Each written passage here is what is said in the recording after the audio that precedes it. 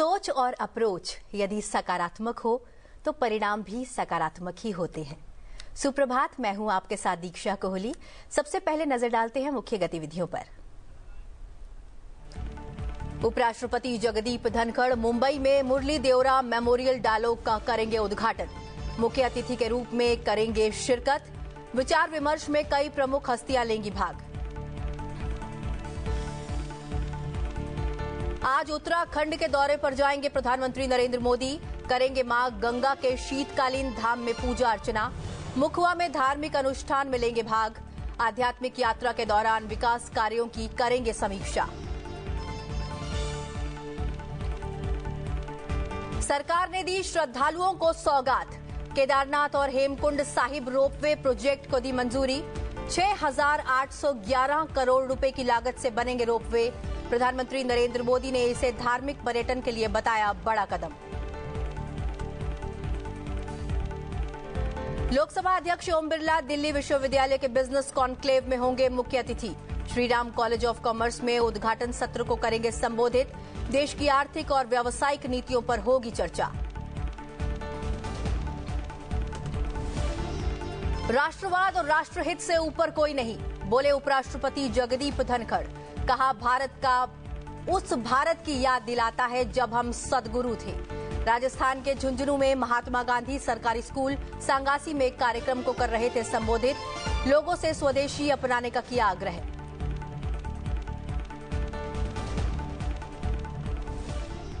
प्रधानमंत्री नरेंद्र मोदी की अध्यक्षता में हुई कैबिनेट की बैठक में उत्तराखंड को बड़ी सौगात मिली है। कैबिनेट ने नेशनल रोपवे डेवलपमेंट प्रोग्राम पर्वतमाला परियोजना के तहत सोनप्रयाग से केदारनाथ यानी कि 12.9 किलोमीटर और गोविंद घाट से हेमकुंड साहिब यानी कि 12.4 किलोमीटर तक रोपवे परियोजनाओं को मंजूरी दे दी है। सोनप्रयाग से केदारनाथ तक बनने वाले 12.9 किलोमीटर लंबे रोपवे की कुल लागत 4,081.28 करोड़ रुपए होगी। गोविंद घाट से हेमकुंड साहिब तक 12.4 किलोमीटर लंबी रोपवे परियोजना को DBFOT यानी कि डिजाइन, बिल्ड, फाइनेंस, ऑपरेट और ट्रांसफर मोड पर तैयार किया जाएगा। इसकी कुल लागत 2,730.13 करोड़ रुपए होगी।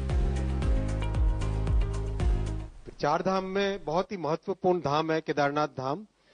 यहाँ एक 12.9 किलोमीटर का रोपवे बनाने का आज फैसला लिया गया है। करीब 4,081 करोड़ 4,081 करोड़ रुपीस का ये प्रोजेक्ट होगा। जो बड़ा फायदा होगा वो ये होगा कि जो आज 8 से 9 घंटे की जर्नी है वो 36 मिनट्स की जर्नी हो जाएगी। दूसरा प्रोजेक्ट इसी कड़ी में है हेमकुंड साहिब का रोपवे। हेमकुंड साहिब की जो बहुत बड़ी एक महत्वपूर्ण स्थान है हमारी संस्कृति में। ऐसा केदारनाथ जी में लगता है कि बहुत लोगों को जाने में सुविधा होगी। यहाँ पर हेमकुंड साहिब में भी जाने को लोगों को बहुत सुविधा होगी। कैबिनेट के फैसले पर प्रधानमंत्री नरेंद्र मोदी ने प्रसन्नता व्यक्त की है और उन्होंने सोशल मीडिया प्लेटफॉर्म एक्स पर लिखा है, आज कैबिनेट ने 2 महत्वपूर्ण निर्णय लेते हुए देवभूमि उत्तराखंड में 2 नए रोपवे को मंजूरी दी है। सोनप्रयाग से केदारनाथ और गोविंद घाट से हेमकुंड साहिब तक इनके निर्माण से जहां श्रद्धालुओं का समय बचेगा वहीं उनकी यात्रा और सुगम होगी। उन्होंने लिखा, देवभूमि उत्तराखंड में पर्यटन को बढ़ावा देकर राज्य की अर्थव्यवस्था को और सशक्त बनाने के लिए हम प्रतिबद्ध हैं। इसी कड़ी में गुरुवार सुबह करीब 9:30 बजे मुखवा में मां गंगा की पूजा अर्चना का सौभाग्य मिलेगा। इसके बाद हर्षिल में अपने परिवारजनों से संवाद करूंगा। उन्होंने आगे लिखा, मुखवा में पतित पावनी मां गंगा के शीतकालीन प्रवास स्थल के दर्शन को लेकर मैं बहुत उत्सुक हूं। यह पावन स्थल अपने आध्यात्मिक महात्म्य और अद्भुत सौंदर्य के लिए दुनिया भर में प्रसिद्ध है। इतना ही नहीं, यह विरासत भी और विकास भी के हमारे संकल्प का एक अनुपम उदाहरण है। प्रधानमंत्री नरेंद्र मोदी ने आखिर में लिखा, मुझे बहुत प्रसन्नता है कि देवभूमि उत्तराखंड की डबल इंजन सरकार ने इस वर्ष शीतकालीन पर्यटन को बढ़ावा देने का एक विशेष कार्यक्रम शुरू किया है। इससे जहां धार्मिक पर्यटन को प्रोत्साहन मिल रहा है, वहीं होमस्टे सहित कई स्थानीय व्यवसायों को भी फलने फूलने के अवसर प्राप्त हो रहे हैं।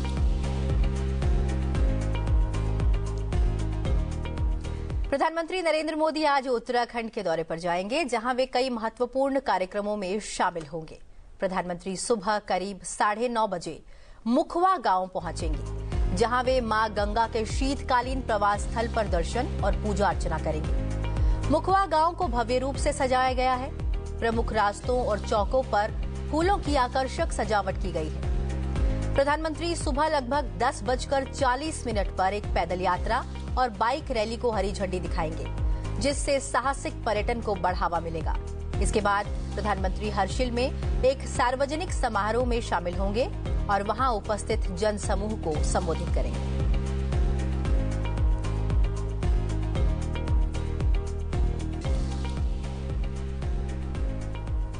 रोजगार सृजन पर पोस्ट बजट वेबिनार को वर्चुअली संबोधित करते हुए प्रधानमंत्री नरेंद्र मोदी ने कहा कि इन्वेस्टिंग इन पीपल, अर्थव्यवस्था और नवाचार यह एक ऐसी थीम है जो विकसित भारत के रोड मैप को परिभाषित करती है। प्रधानमंत्री ने कहा कि भारत का एजुकेशन सिस्टम अब 21वीं सदी की वैश्विक जरूरतों के अनुरूप ढल रहा है। उन्होंने स्किल ट्रेनिंग पर जोर देते हुए बताया कि वर्ष 2014 से अब तक 3 करोड़ से ज्यादा युवाओं को प्रशिक्षण दिया जा चुका है। Investing in people, economy and innovation, ये एक ऐसी थीम है जो विकसित भारत के रोडमैप को डिफाइन करती है। इस साल के बजट में आपको इसका प्रभाव भी बहुत बड़े स्केल पर दिख रहा है। इसलिए यह बजट भारत के भविष्य का ब्लूप्रिंट बनकर सामने आया है। हमने इन्वेस्टमेंट में जितनी प्राथमिकता इंफ्रास्ट्रक्चर और इंडस्ट्रीज को दी है, उतनी ही प्राथमिकता पीपल, इकोनॉमी और इनोवेशन को भी दी है। आप सब जानते हैं, कैपेसिटी बिल्डिंग और टैलेंट नर्चरिंग ये देश की प्रगति के लिए फाउंडेशन स्टोन का काम करती है। इसलिए अब विकास के अगले चरण में हमें इन क्षेत्रों में और ज्यादा निवेश करना है। इसके लिए हम सभी स्टेक होल्डर्स को आगे आना होगा, क्योंकि ये देश की इकोनॉमिक सक्सेस के लिए आवश्यक है और साथ ही ये हर ऑर्गेनाइजेशन की सक्सेस का भी आधार है। इन्वेस्टमेंट इन पीपल का विजन 3 पिलर्स पर खड़ा होता है: एजुकेशन, स्किल और हेल्थ केयर। चौधरी देवीलाल व्यक्ति नहीं बल्कि एक विचार थे। हरियाणा के ओढ़ा में माता हरकी देवी ग्रुप ऑफ इंस्टीट्यूशंस के दीक्षांत समारोह को बतौर मुख्य अतिथि संबोधित करते हुए उपराष्ट्रपति जगदीप धनखड़ ने ये बातें कही। उपराष्ट्रपति ने हरियाणा के युवाओं की उपलब्धियों की सराहना करते हुए कहा कि उन्होंने वैश्विक स्तर पर भारत की प्रतिष्ठा को ऊंचा किया है।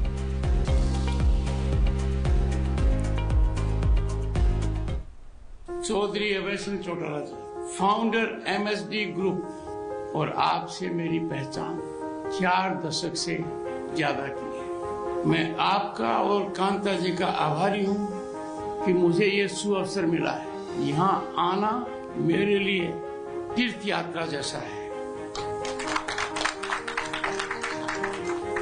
चौधरी देवीलाल जी की धर्मपत्नी की याद में जो संस्था है, मेरे लिए उसका आत्मीय महत्व। चौधरी देवीलाल व्यक्ति नहीं, एक सोच थे। चौधरी देवीलाल ने भारत की राजनीति में वो करवट दी जो ऐतिहासिक है। उनका सोच, उनका दर्शन गांव, गरीब और किसान के लिए समर्पित था। उनका अटूट संकल्प ग्रामीण व्यवस्था पर था और मेरी दृढ़ मान्यता है कि विकसित भारत आज हमारा सपना नहीं, लक्ष्य है। और हमें याद रखना होगा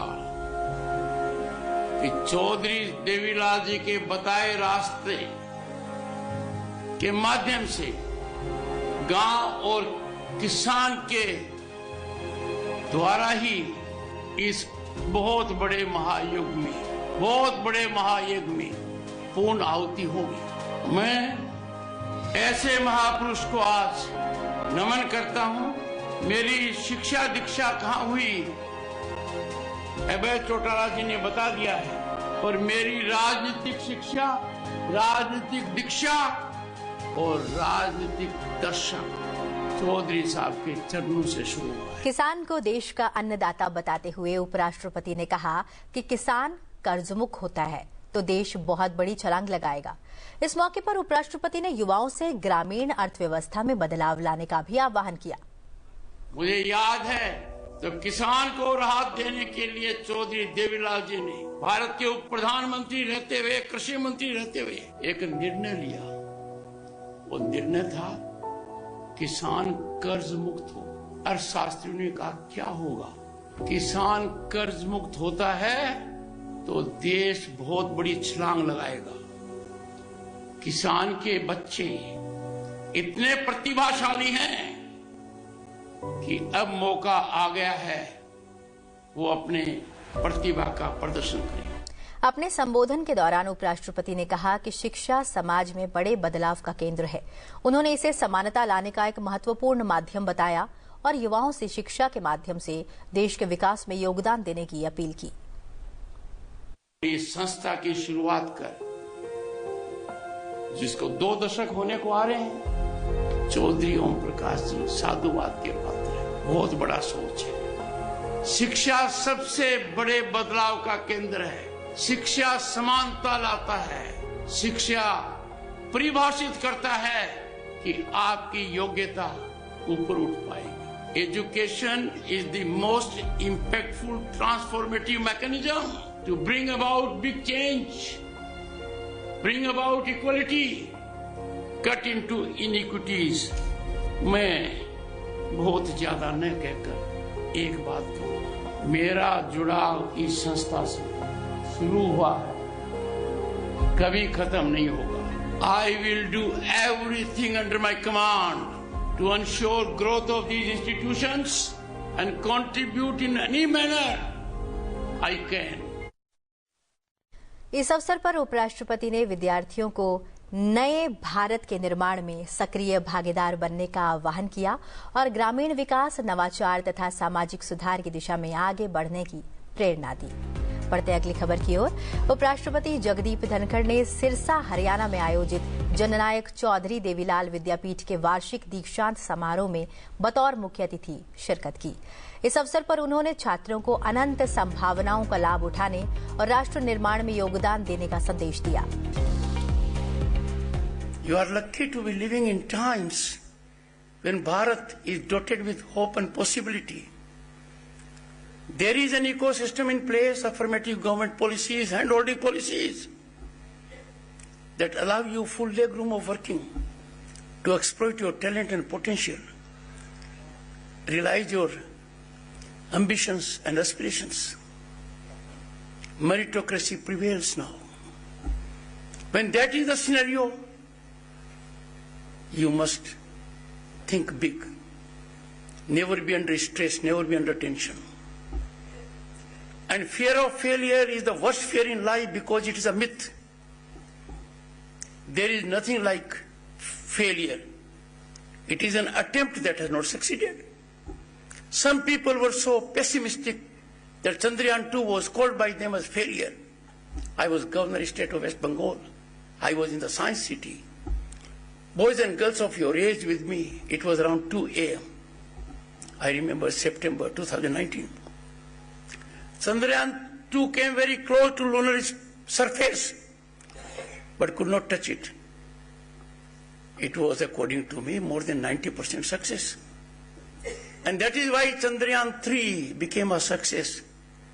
And therefore, failure is a myth. Failure gives you an opportunity to further improve.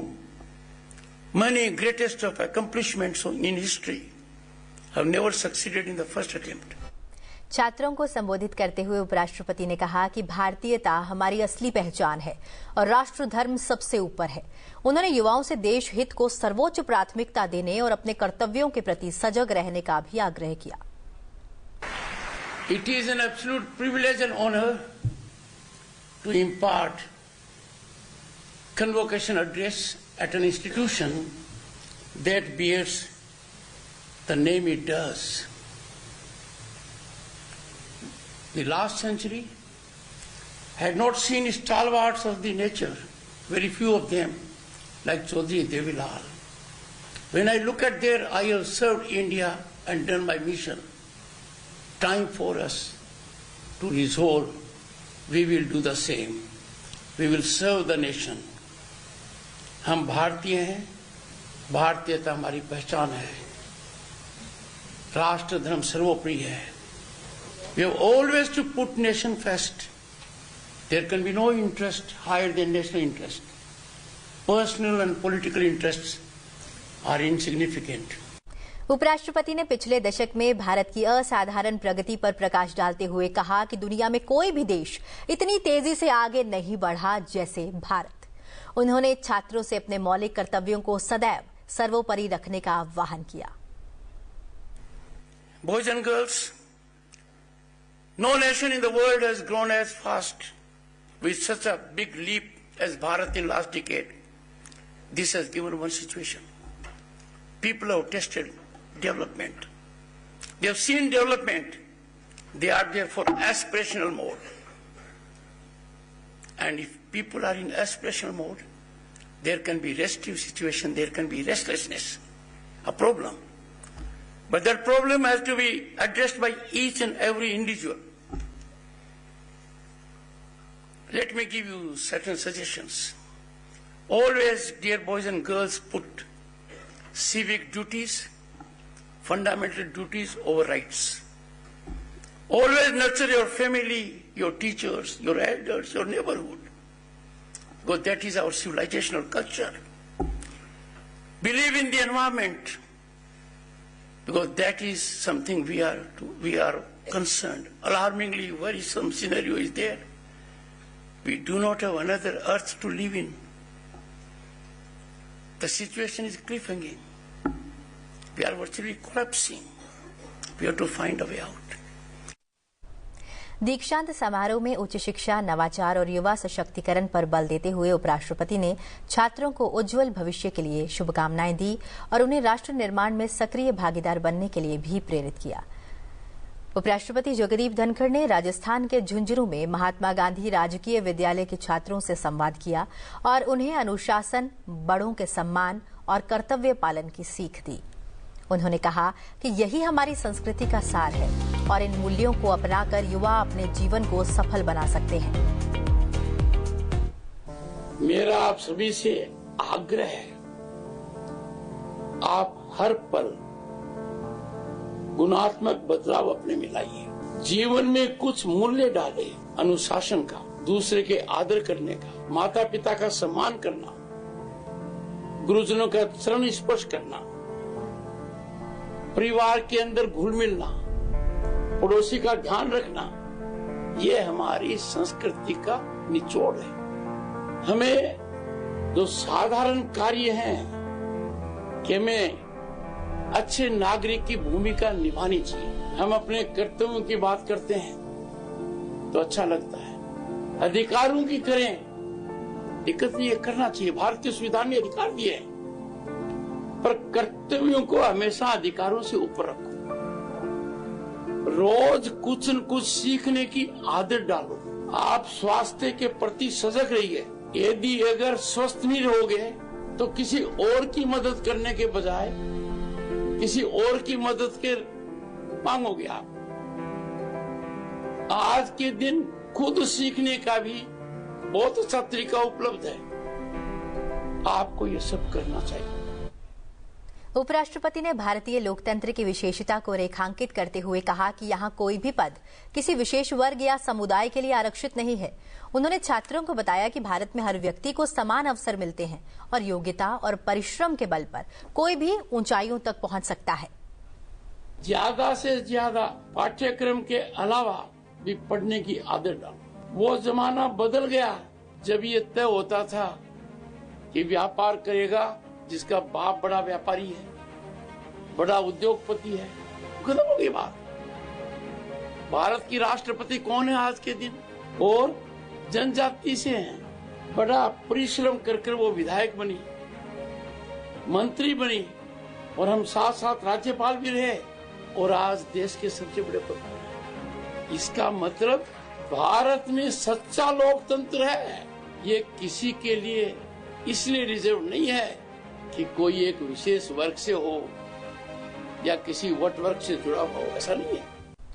इससे पहले उपराष्ट्रपति जगदीप धनखड़ और उनकी पत्नी डॉक्टर सुदेश धनखड़ ने स्कूल के प्रांगण में एक पेड़ मां के नाम अभियान के तहत वृक्षारोपण भी किया।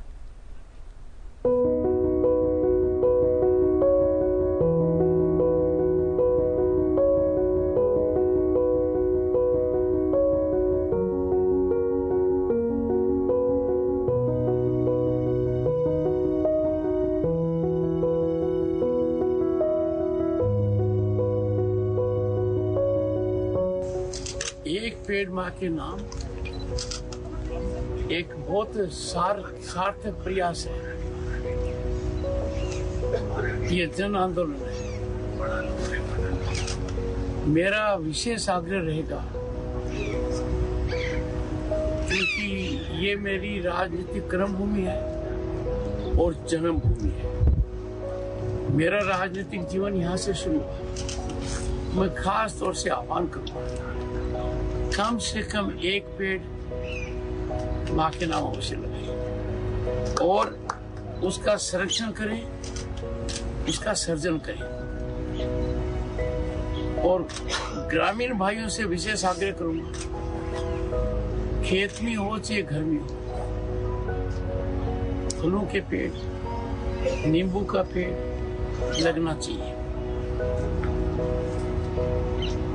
हमारी जो ताकत है गांव की और किसान की, वो ताकत ज्यादा से ज्यादा प्रखर हो, सार्थक हो और फल, सब्जी, दूध के मामले में तो स्वावलंबी बने। यही मेरा आग्रह है।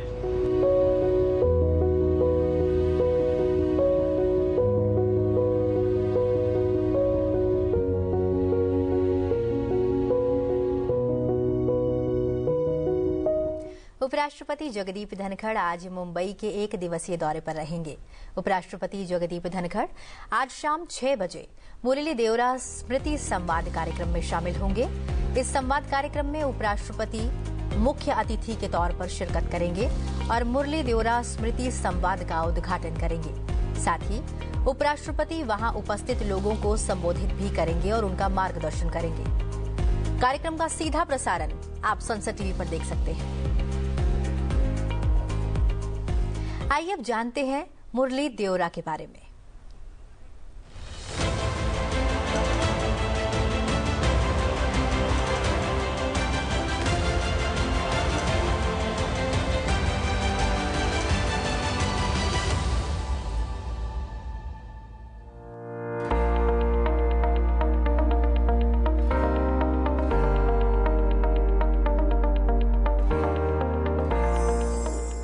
मुरली देवरा महाराष्ट्र कांग्रेस के दिग्गज नेता। वैसे तो मुरली देवरा मूल रूप से राजस्थान के रहने वाले थे, लेकिन उनकी कर्मभूमि महाराष्ट्र बनी और वो वहीं के होकर रह गए। 60 के दशक में मुरली देवरा 10वीं पास करके मुंबई पहुंचे। देवरा ने बृहत मुंबई महानगर पालिका के पार्षद से अपने राजनीतिक सफर की शुरुआत की और उसके बाद उन्होंने कभी मुड़कर नहीं देखा। अर्थशास्त्र से स्नातक देवरा 1977 से 1978 तक मुंबई के महापौर रहे। 1982 से 1985 के दौरान वे महाराष्ट्र विधान परिषद के सदस्य रहे और उसके बाद 4 बार मुंबई दक्षिण से सांसद चुने गए। 1995-96 में देवरा ने न्यूयॉर्क में पार्लियामेंटेरियंस फॉर ग्लोबल एक्शन के अंतर्राष्ट्रीय अध्यक्ष के रूप में कार्य किया।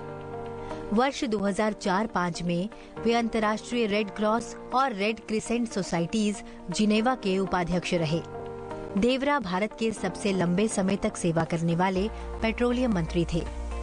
उनके कार्यकाल के दौरान उन्होंने म्यांमार, अल्जीरिया और मिस्र में तेल कूटनीति का नेतृत्व किया।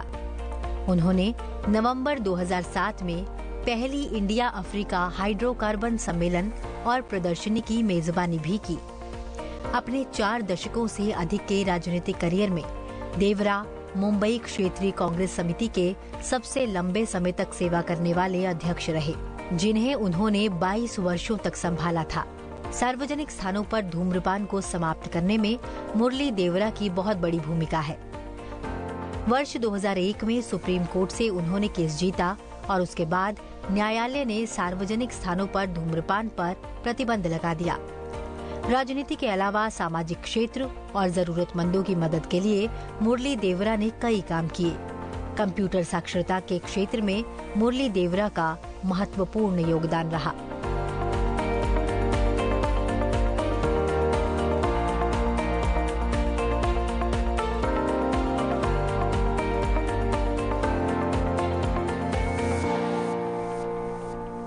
बढ़ते हैं अगली खबर की ओर। लोकसभा अध्यक्ष ओम बिरला ने राजस्थान के बूंदी में सुपोषित मां अभियान के तीसरे चरण की शुरुआत की। इस अवसर पर उन्होंने कहा कि सशक्त नागरिकों से ही सशक्त राष्ट्र का निर्माण होता है और स्वस्थ शिशु ही भविष्य के जिम्मेदार और सशक्त नागरिक बनते हैं। उन्होंने माताओं की भूमिका को सबसे महत्वपूर्ण बताते हुए स्वास्थ्य और पोषण पर विशेष ध्यान देने की अपील की। सामाजिक संवेदनाओं की पूर्ति करते हुए हम एक ऐसे समाज का निर्माण करना चाहते हैं जिस समाज में सबके मन में कुशलता हो, सब कौशल हो और सबके जीवन में प्रसन्नता रहे। और इसीलिए प्रसन्नता और खुशी का वातावरण जब भी बन सकता है जब हमारी माँ प्रसन्न रहे। और माँ को प्रसन्न करने के लिए माँ की जो जीवन में आवश्यकता है, एक बेटे एक भाई के रूप में हमारा दायित्व बनता है कि हम उनके साथ खड़े रहें ताकि हमारी माँ भी स्वस्थ रहे और होने वाला बेटा बेटी भी स्वस्थ रहे। लोकसभा अध्यक्ष ने महिलाओं से सुपोषित मां अभियान समेत सरकार की ओर से चलाई जा रही विभिन्न योजनाओं से जुड़ने का आह्वान किया। उन्होंने कहा कि आत्मनिर्भर भारत के लिए महिलाओं का आत्मनिर्भर होना बेहद जरूरी है। जब देश के अंदर हमारी माताओं को सशक्त करेंगे, जब माताओं को आत्मनिर्भर बनाएंगे तो आत्मनिर्भर मां एक आत्मनिर्भर भारत का निर्माण करेंगे। और इसीलिए आज बदलती परिस्थितियों के अंदर हमारी माता बहनें कई छोटे छोटे नवाचार कर रही है। छोटे छोटे सेल्फ हेल्प ग्रुप के माध्यम से छोटे छोटे काम कर रही है जिनके प्रोडक्ट आज भारत में भी बिकते हैं, भारत के बाहर भी बिकते हैं। ये परिवर्तन का युग है। आने वाले समय के अंदर बूंदी जिले के हर गांव के अंदर जो हमारी महिलाएं हैं, जो सेल्फ हेल्प ग्रुप से जुड़ी हुई है, उन महिलाओं को गांव में कैसा काम मिल सकता है ताकि गांव में रहकर वो छोटे रोजगार कर छोटे अपने हाथ के उत्पाद बनाकर उसको राजस्थान के लेवल पर, देश के लेवल पर उनको उत्पादन और मार्केटिंग करने का काम हमारी कई संस्थाओं से हमने कहा है कि वो करने का काम करें। क्योंकि हमारी माताओं के हाथ में कला होती है। उनकी कला, उनके हाथ का हुनर, उनके कार्य की कुशलता अद्भुत होती है और उसी कार्य कुशलता का लाभ देश को आत्मनिर्भर बनाने की ओर लेके जाएगा। और जब तक हमारी महिलाएं आत्मनिर्भर नहीं होगी, जब तक हम आत्मनिर्भर भारत का निर्माण नहीं कर सकते। दिल्ली विश्वविद्यालय के Shri Ram college of commerce के 3 दिवसीय बिजनेस कॉन्क्लेव की शुरुआत आज से होगी। ये मंच छात्रों को व्यापार जगत की नई प्रवृत्तियों और उनके प्रभाव को समझने का अवसर देगा। लोकसभा अध्यक्ष ओम बिरला आज दोपहर लगभग 12 बजे श्रीराम कॉलेज ऑफ कॉमर्स के 3 दिवसीय बिजनेस कॉन्क्लेव के उद्घाटन सत्र में बतौर मुख्य अतिथि शामिल होंगे। इस दौरान लोकसभा अध्यक्ष ओम बिरला उद्घाटन सत्र को संबोधित भी करेंगे।